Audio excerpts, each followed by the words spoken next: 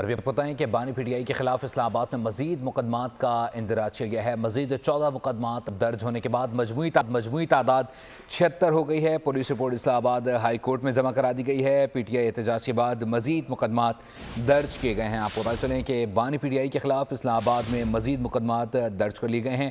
اس پر مزید تفصیلات جان لیتے ہیں محمد عالیجہ سے۔ عالیجہ بتائیے گا جو مقدمات درج کیے گئے ہیں ان میں کیا دفعات شامل کی گئی ہیں؟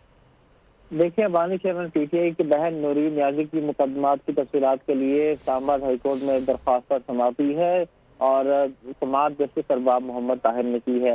اسلام آباد پولیس نے اس سے قبل اسلام آباد ہائی کورٹ میں رپورٹ جمع کرائی تھی جس میں اسلام آباد میں درج مجموعی مقدمات کی تعداد تفصیلات فراہم کی تھی، اور اب بانی چیئرمین پی ٹی آئی کے خلاف اسلام آباد پولیس نے جو رپورٹ جمع کرائی ہے اس کے مطابق مقدمات کی تعداد 76 ہو گئی ہے۔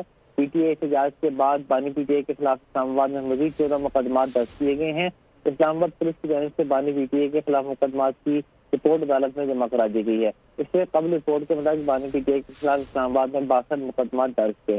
نیب اور ایف آئی اے کی جانب سے مقدمات کی رپورٹ عدالت میں جمع کرائی گئی۔ کے پی سنگھ بلوچی تھانے کے مقدمات کی رپورٹ بھی عدالت میں جمع کروا دی گئی۔ سیکٹری داخلہ کی جانب سے صوبوں میں درج مقدمات کی رپورٹ بھی جمع کرائی گئی ہے۔ عدالت نے مقدمات کی تفصیلات فراہمی کے بعد نورین نیازی کی درخواست سمجھا دی۔ بہت شکریہ عالیجہ اپڈیٹ کرنے کے لیے۔ سبسکرائب کریں اور بیل دبائیں تاکہ کوئی خبر رہ نہ جائے۔